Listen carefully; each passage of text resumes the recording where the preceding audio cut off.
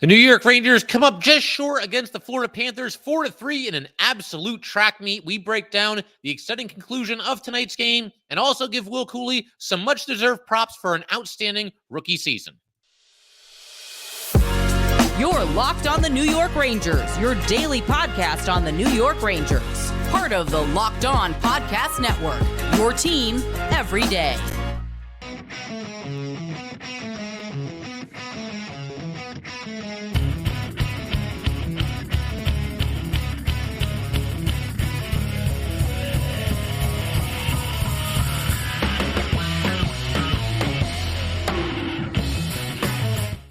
Welcome back, Blue Shirts fans, to episode number 971 of the Locked On New York Rangers podcast. I'm your host, John Chick. Just want to thank you guys, as always, for making Locked On New York Rangers your first listen every day. We are free and available on all platforms, including YouTube. And today's episode of Locked On New York Rangers is brought to you by Sleeper. Download the Sleeper app and use promo code LOCKEDONNHL to get up to a $100 match on your first deposit. Terms and conditions apply. See Sleeper's terms of use for details. And we are, of course, part of the Locked On Podcast Network, your team every day. So just kind of a crazy track meet of a game a little bit earlier tonight, Friday night, between the Rangers and the Panthers. The Rangers come from behind twice in this game, down 2-0, came back and tied it, down 3-2, came back and tied it. I think that's part of the good news from this game for the Rangers is they showed a lot of resiliency, continued to battle back against a tough team on the road. Although, when the Rangers play a game in Florida, it tends to be basically a home game for the Rangers. And certainly the Rangers were well represented in that arena tonight. But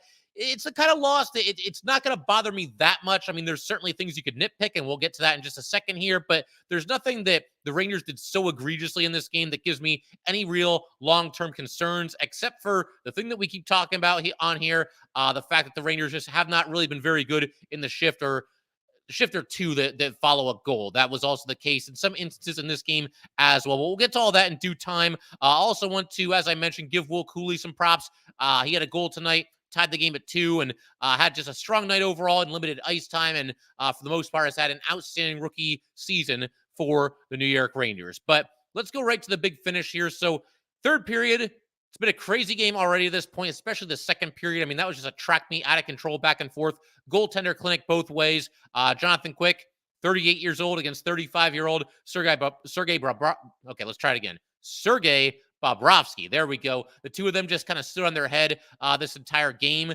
And I think players from both teams would probably tell you that they need to be a lot better defensively. I think for sure on the Rangers side. It's funny because the Rangers in this game could not clear the puck out of their own zone. They got pinned a couple of times. And the Panthers defensively could not stop giving up breakaways and odd man rushes for the Rangers. Unfortunately, Rangers weren't really able to convert on a lot of those. But once again, back to the big finish to kind of set the stage here for the third period. Rangers down 3-2 in the third, and Florida ends up getting a power play here. And there was some controversy. Both coaches ended up being upset with the call that was made here. Lafreniere was called initially for a major penalty, a 5-minute major. The play was reviewed, and it was kind of a weird play because you watch the replay, and we're not getting very good looks at it, at least the first couple replays that they showed. And Lafreniere had his right leg in the air, which looks kind of suspicious, kind of suspect. And then we see another angle, and Lafreniere's shoulder got Barkov in the head. Lafreniere, though, he was really, the reason his leg was in the air is he's trying to knock down the puck with his skate. And the way I see it, for anybody that would say that this is on purpose and this is malicious from Lafreniere, and I haven't seen any of that, but there's some people that don't like the Rangers that I'm sure will probably throw that out there. But if you're going to hit somebody in the head, why would you do it while standing on one leg? That just doesn't make any sense. You're not going to deliver nearly as much impact there. It honestly looked like a situation where Barkov kind of just skated into Lafreniere and his head hit him in the shoulder. And, obviously we hope Barkov is okay. Head injuries are nothing to mess with. And he was kind of doubled over for a while, had to leave the ice. The review happened, and the officials bumped it down from a 5-minute major to a 2-minute minor. Paul Maurice was not happy about that for the Panthers, and Peter Laviolette certainly was not happy about that for the Rangers. He didn't think it should be a penalty at all. This occurred with 8:37 to go in the game. So obviously there's a lot riding on this call, whether it stays at 5 minutes, goes down to 2 minutes, or gets wiped out completely. But the Panthers end up on the power play for this, a 2-minute minor penalty to Lafreniere. We have a good play by Barclay Goodrow at the blue line, stole the puck and cleared it. And then we've got Mika and Kreider on the ice. So we know they like to take their shots when the team is shorthanded. They'll look to create offense. And certainly in this situation, it's getting late in the game. You're down by a goal. It's been such a back and forth, up and down track meet anyway that you might as well give it a shot. And indeed, they are able to make some magic here. Mika clears the puck out of the Rangers zone, backhands up the ice to Kreider. Kreider's on the right side, goes in over the blue line, is very patient with the puck, and then finds Mika on the other side of the ice. Mika winds back, just crushes that beautiful one-timer of his into the net. And just like that, the game is tied at 3-3. A much-needed shorthanded goal for the Rangers. And Mika Zibanejad, we've talked about this somewhat recently, but he has really found the touch with that one-timer. There was a stretch earlier this season where he just didn't know where the puck was going when he was hitting those one-timers, and it's nice to see him back to his old self. And obviously, that's certainly a weapon in his repertoire, and it was on full display as the Rangers tied the game here. Now, at this point, we should do a little reset here because there's 6:23 to go in the, or rather, there's let's see, there would have been 7 minutes and 45 seconds, I want to say, left in the game at this point. The Rangers have just tied it. Unfortunately, a minute and 22 seconds later, the Panthers score what turned out to be the game-winning goal, and they go back up 4-3. So after this shorthanded goal occurred for the Rangers,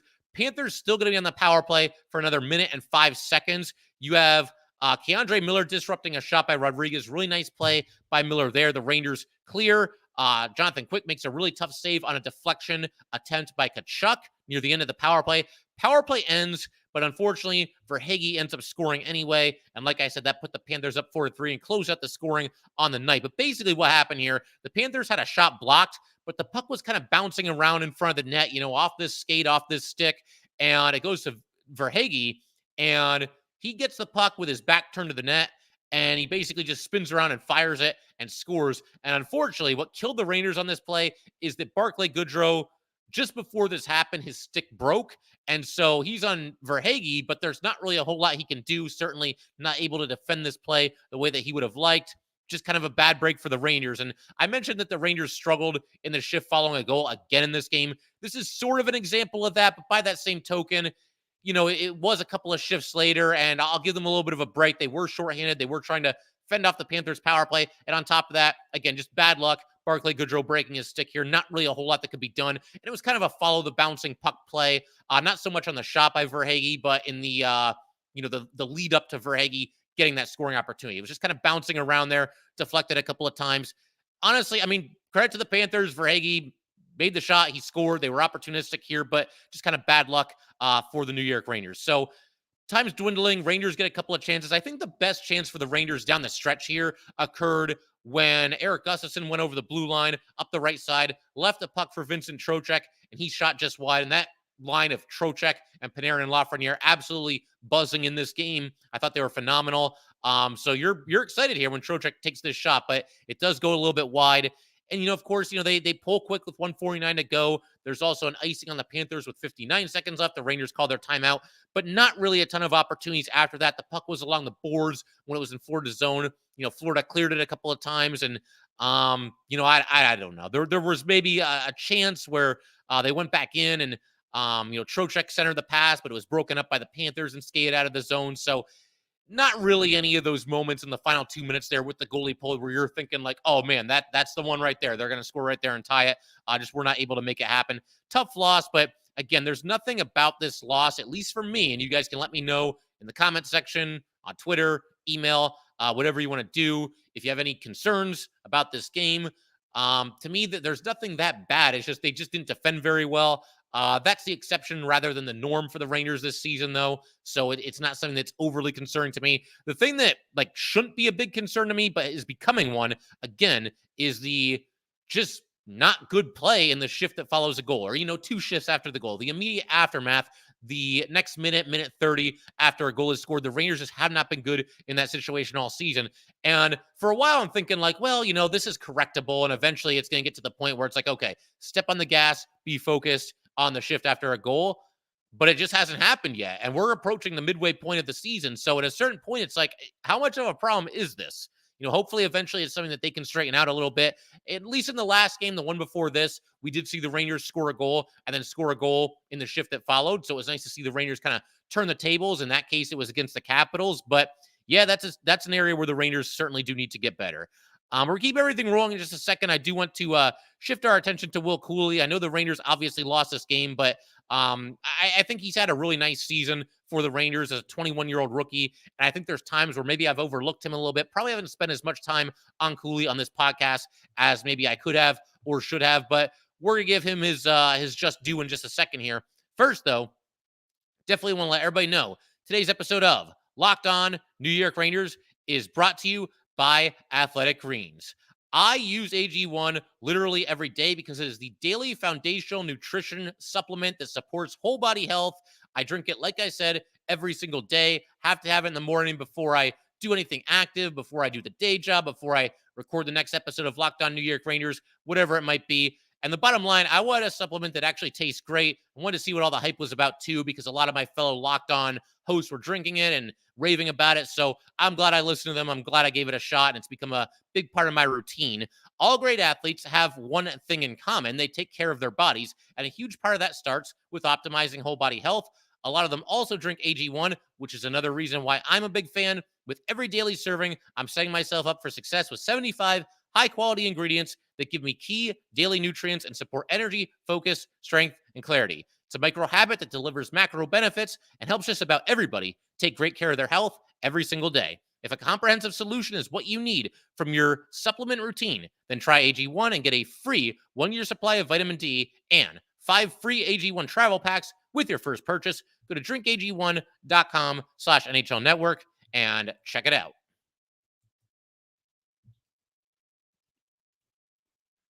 All right, let's go ahead and keep everything rolling here. Just want to give a big shout out to the everydayers. Thank you guys so much for always checking out the Locked On New York Ranger podcast, your team every day.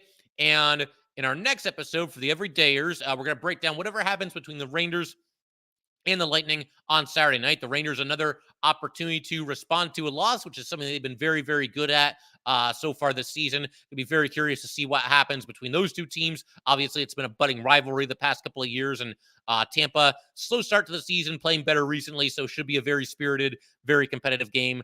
Can't wait to see the Rangers back in action tomorrow.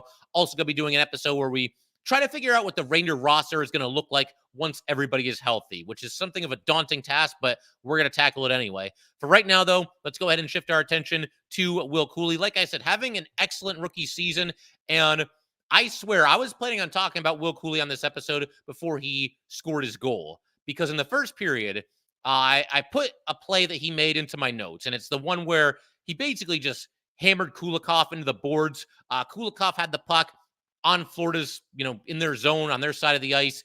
And he moved the puck, away from Cuylle into the neutral zone. But Cooley's there, and he's got every right to finish his check. And that's exactly what he did. Basically just drove Kulikov into the boards about as hard as he could have. Clean hit all the way, squared him up and put him down. Kulikov wasn't too happy about it, but too bad, it was a clean hit. And at that point, I wrote this play into my notes, and I'm thinking to myself, like, man, I do not talk about Will Cuylle enough on this podcast. I mean, there's been times where we've talked about him, and I've had a lot of good things to say about him whenever he does come up. But I think the reason why he sometimes flies a little bit under the radar for me, and maybe even for some of you guys too, is that he's just so steady and so consistent, game to game, shift to shift. He's just the same player every single night. He does the things that he does well, very well. And it sounds so weird to say that about a rookie, because with a rookie player, whatever position they might play, you expect some ups and downs. You expect some bumps in the road. You expect to see a rookie mistake every once in a while.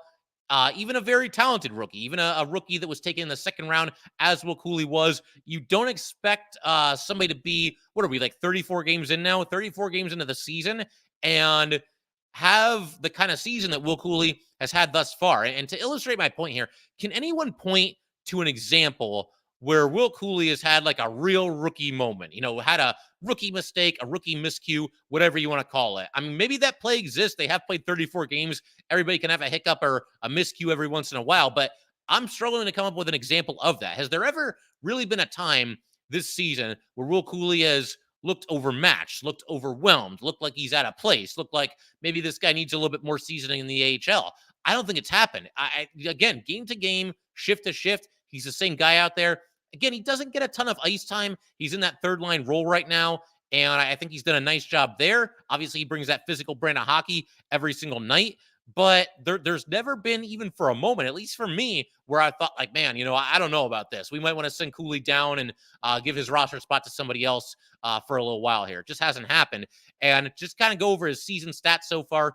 33 games into the season for Cuylle, 7 goals, 2 assists. He's a -1. I believe he still leads all NHL rookies in hits, and he definitely still leads the Rangers in hits. So that's very impressive, especially once again with the limited amount of ice time. He's just going out there, and he's a wrecking ball. He hits everybody that moves, never passes up the chance to go in hard on the forecheck, to play some physical hockey. He'll fight if he has to as well. Just a hard-nosed player, and nasty shot in there as well. The interesting blend of that toughness and that grit, and also some skill. And in this game here against the Panthers, obviously Cuylle got the goal. 2 hits, 2 shots on goal, was also a +1. And again, he impressed me very much, despite the fact that he only had 8 minutes and 45 seconds of ice time, which is lower than he usually gets. He usually gets a little bit more than that. But when you consider the fact that the Rangers were playing from behind for just about this entire game, it kind of stands to reason. Tyler Pitlick, another example, he was only out there for 6 minutes and change. So some of the Rangers' depth forwards not getting as much ice time as they otherwise might if it's a game that's either tied or maybe the Rangers have the lead.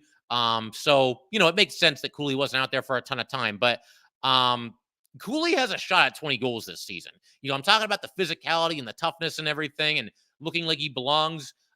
He's got a shot at 20 goals. He's got 7 goals right now. He's not quite on the pace for that, but if he picks it up a little bit, in the second half of the season, as we approach the second half of the season, he's got a shot at hitting that 20 goal plateau. And that would be exceptionally impressive when you consider the aforementioned lack of ice time, and also the fact that for the most part this season, or at least recently, he is playing on a line with Nick Bonino and Johnny Brodzinski. And I like both players a lot. I think they both bring something to the table for the Rangers. They both play very hard every single night, those two guys. But if we're being honest here, Brodzinski, Bonino, not exactly offensive juggernauts. And there's Will Cuylle, still with 7 goals, still with a chance to get to the 20-goal plateau at some point this season. He has not sniffed the top 6. If he does it, he's going to do it basically playing exclusively on that third line for the Rangers. There was maybe a game or two where he was down on the fourth line, but for the most part, that third line spot has been his for the entire season. So what Will Cuylle has done is very impressive. And to get into some of the highlights that he had in this game, you had in the first period, there's a puck chipped ahead by Johnny Brodzinski into the Florida zone to Cuylle. This kind of sprung Cuylle on the breakaway and showed impressive speed, impressive burst here. Did Cuylle, got behind the defense. His shot was stopped by Brodzinski. By Bobrovsky. Brodzinski sprung on the breakaway. Bobrovsky denied him on the breakaway. But yeah, this is all part of the Rangers going about 0 for 6, 0 for 7 on the breakaway in this game. They had a lot of chances and unfortunately just could not finish. Then the second period, Will Cuylle, he ripped a heck of a shot from the top of the right faceoff circle. The save was made. Bonino was in there trying to provide a screen. And then, of course, came close to scoring there. And then he does indeed score in the second period. And once again, this tied the game at 2-2. You get K'Andre Miller exploding up the ice on the right side. Miller, great play here in the neutral zone. He got to the puck just ahead of a diving opponent. His opponent kind of laid out on the ice and tried to knock it away from him. Was not able to do so. Miller picks it up, kind of draws a defender near him a little bit. It wasn't even a defenseman. The Florida Panthers had a forward back. But, Miller nevertheless drew his opponent toward him, pass over to the center of the ice to Cuylle, and Cuylle kind of shot toward the opposite end of the net into the far side, seemed to be somewhat top shelf, and scored, beat Bobrovsky clean. And Bobrovsky actually got run over by Cousins on that play. But regardless, 2-2 after this goal was scored by Will Cuylle. And then in the third period, I mentioned that Cuylle had knocked Kulikov down to the ice earlier in the game, and he almost got him again here, and Kulikov wanted no part of it. Brodzinski was going in on the forecheck behind the goal line, and Kulikov kind of basically just ducked down to the ice, and Cuylle almost went spilling over him. But yeah, Cuylle, even in the game, getting a reputation as, kind of a hard hitter, because I do think Kulikov wanted no part of this hit coming from Will Cuylle after Cuylle got him pretty good earlier in the game. And he went down, and like I said, Cuylle basically just went flying over him. But, again, when you do all the little things right, which Cuylle seems to do, he plays well defensively. He plays physical hockey. There's obviously effort on every single shift. He hustles and just has the look of somebody who is a confident player and thinks that he belongs. they'll wait for the offense. And that's not to say he's been a slouch offensively, because he hasn't been. He's gotten, some secondary scoring, scored some goals for the Rangers. But when you're doing all the little things right, I mean, you're going to stay. You're going to stick in the NHL. And that's where Will Cooley's at right now. And he has not even come close, I don't think, to being the offensive player that he can be. But he'll eventually get there. And this guy's going to be a heck of a player. And one other question that I have to pose here. When is the last time that a Ranger rookie forward, we're not including defensemen because there's been some good Ranger rookie defensemen. When's the last time a Ranger rookie forward has had as good of a rookie season as Will Cuylle is currently having? Was it Elias Anderson? Yeah, probably not. But in all seriousness, you look at guys like Kakko, Lafreniere. I mean, they both showed, flashes in their rookie season, but obviously struggled with inconsistency and failed to do a whole lot offensively, both of those players. Even, going way back to somebody like Kreider in his first 23 regular season games only had 3 points. A couple other names that kind of popped into my head, and then I was doing some quick research here. But, I thought maybe Ryan Callahan, he got off to a decent start. Turned out to be a really nice player for the Rangers, became their captain. Brandon Dubinsky, he had a pretty good rookie season back in 07-08. And I would say maybe Derek Stepan. Stepan as a rookie in 2010, 2011, had 21 goals and 24 assists. But the bottom line, it's been a while since we've seen a rookie forward come up for the Rangers, look like he belongs, contribute in the ways that Will Cuylle has contributed. It's very, very impressive. And one last point on this whole thing here. A lot of us are really hyped about some of the Ranger rookies that are in the pipeline right now, some of the Ranger rookie forwards. Certainly Brandon Hoffman comes to mind. He's having a really nice season for Hartford. Maybe we see him later this season, although the Rangers have said that they want to, have him in the AHL for an entire season. So we'll see how that goes. But Hoffman is one. You got two guys currently playing in the World Juniors, Gabe Perreault and Adam Sakura. I mean, Perreault, the talent is just off the charts. And look, I get it. I want to see all these guys too, eventually. And they'll get there. They'll eventually work their way there. But the next great Ranger forward, and I don't want to get too far ahead of ourselves here because he's still got work to do and he's still coming along. The next great Ranger forward might be on the roster right now, and it might be Will Cuylle. And I don't say that lightly, but this guy goes out there and just does all the little things right, just contributes in different ways to help the Rangers in every single game. I think he's doing a heck of a job this season. And again, I have not, we talk about him from time to time, but I need to do, a segment like this where we really play him over and really give him his due here. So we have now done that. And in just a second, we're going to turn our attention to some of the struggles that the Rangers had in this game, specifically in the defensive zone. Again, that was just kind of a theme in this game, but we'll get to that in a second. A couple other things as well. First, though, definitely want to let everybody know that today's episode of Locked On New York Rangers is brought to you by Sleeper. It is almost the halfway point in the season, and the Rangers are doing awesome. But regardless of where the Rangers are in the current standings, I want to remind you that you could win big by playing daily fantasy hockey on Sleeper, the official daily fantasy app of the Locked On NHL Network. Sleeper is our number one choice for daily fantasy sports and especially daily fantasy hockey, because with Sleeper, you can win 100 times your cash in daily fantasy hockey contests. All you have to do is pick whether studs like Panarin or Kreider or Mika, maybe even Will Cuylle, will record more or less than their Sleeper projections for things like goals, assists, saves, plus minus, and more in a given game. To win 100 times your bet on Sleeper, you need to correctly predict the outcome of 8-player stats. You heard me, Ranger fans. You can win 100 times your money playing daily fantasy hockey with Sleeper. So start paying attention and nail your picks so you can start winning big. Use promo code LOCKEDONNHL and you will get up to a $100 match on your first deposit. Terms and conditions apply. That's code LOCKEDONNHL. See Sleeper's terms of use for details as well as locational availability.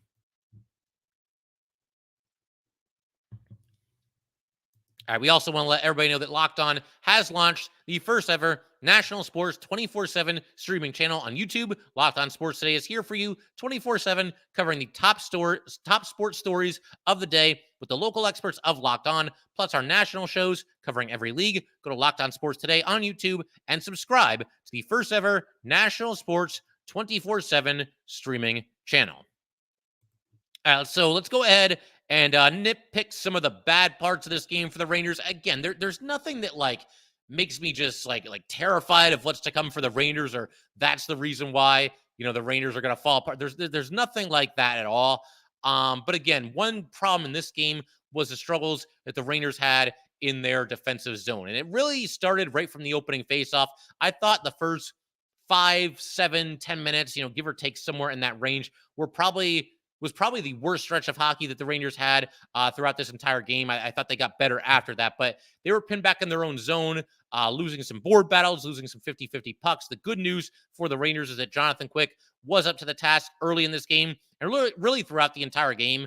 It's also another perfect example of why you can't just go by a goalie's stat line and see that like Jonathan Quick gave up 4 goals in this game. Oh man, he must have had a bad night. No, not at all.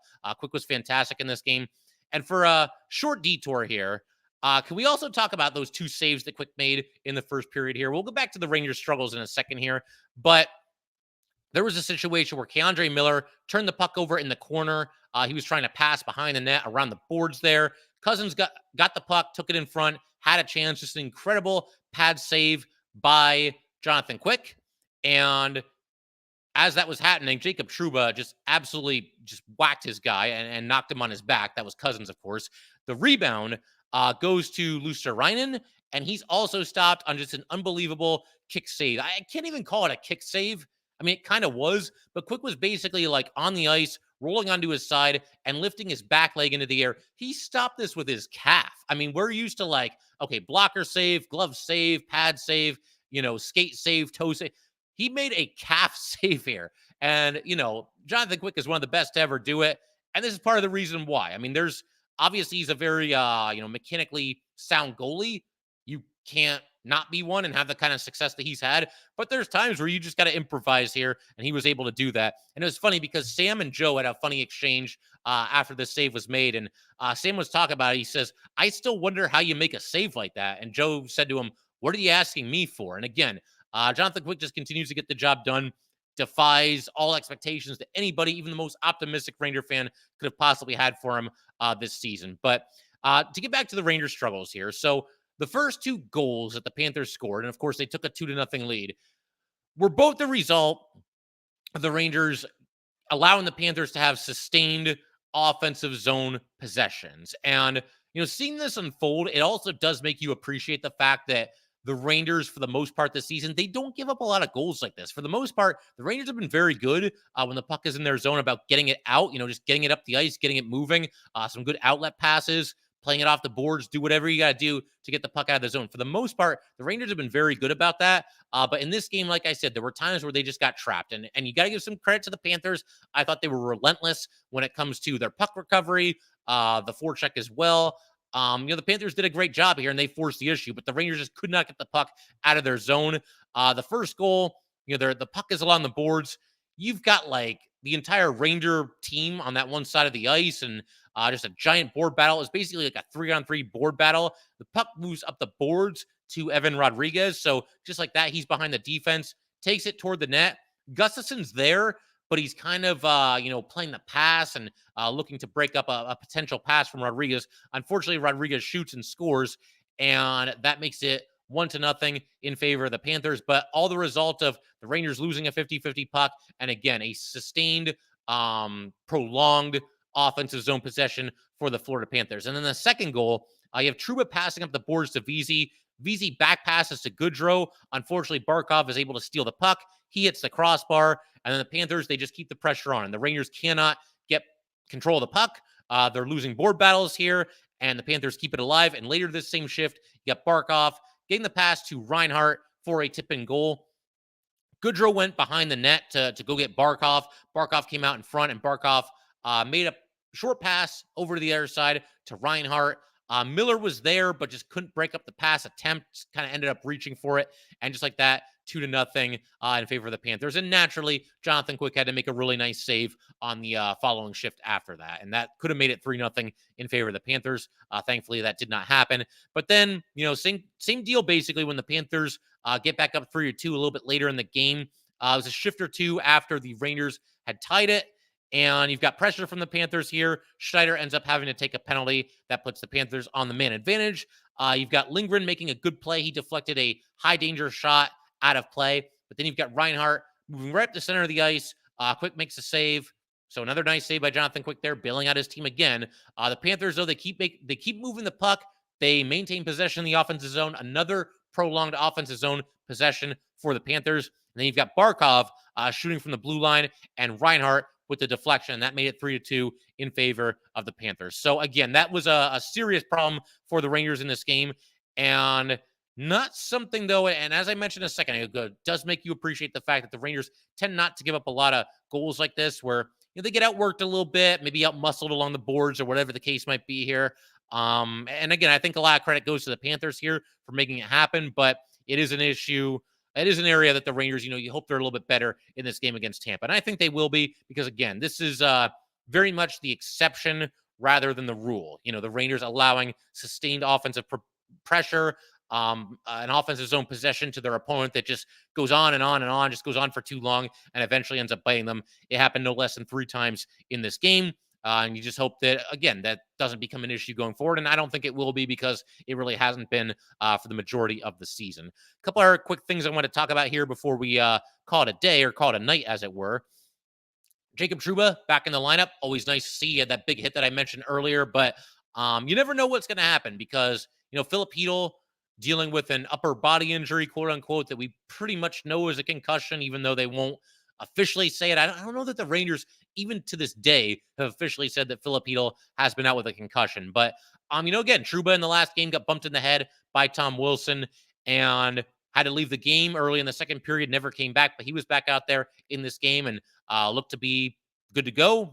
Didn't seem to be in any kind of a compromised state or anything like that. And certainly for a head injury, they're not going to let you back out there unless they're sure that you're good to go. I also found it interesting. Panarin was awesome in this game. He was awesome. We probably would have talked about him a little bit more if the Rangers had won it, but he was getting some extra shifts at the end of the game. He ended up with like 24 minutes and like 15 seconds of ice time, somewhere in that ballpark. But in the third period with the Rangers down by a goal, he was out there obviously with his line. He's out there with Trocheck and Lafreniere. Panarin, of course, scored on a great couple of passes by Lindgren and Lafreniere earlier in the game, but he was also out there on the top line. So Panarin was basically double shifting on the top 2 lines in the third period. He was out there with Panarin.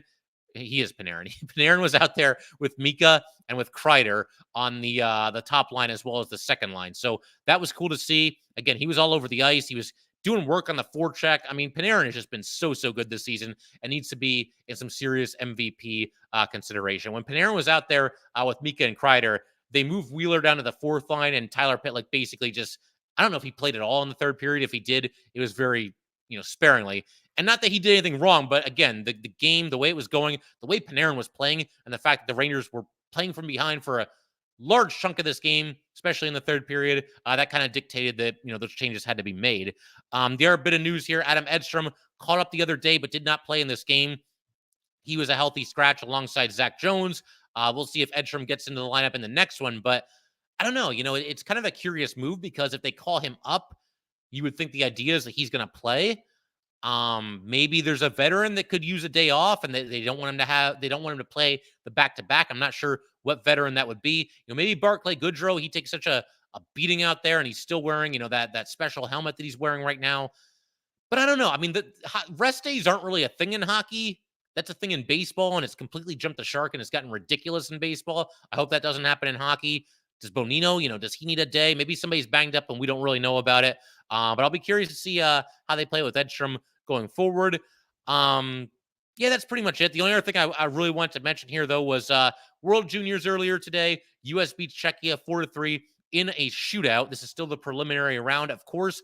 But Gabe Perreault, in the 5th round of the 5-round shootout, he scored to keep the United States alive. They do 5 rounds in the shootout in the World Juniors. U.S. was down by a goal in the shootout. They need somebody to score. They go with Perreault, and he indeed scores. If you're able to, if you haven't seen it, do yourself a favor. Look it up on Twitter, YouTube, do whatever you have to do. The moves he made here were just ridiculous. And I'm not even going to try to describe it, but it is worth your time to go check it out. And it is just one play.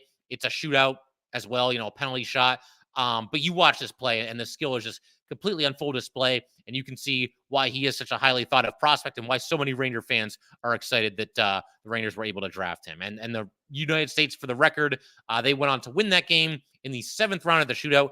Perreault actually shot again in the 6th round, did not score, but the United States got the goal in the 7th round and they beat Czechia to remain undefeated in the preliminary round of that tournament. But I figure we could pretty much call it there for tonight.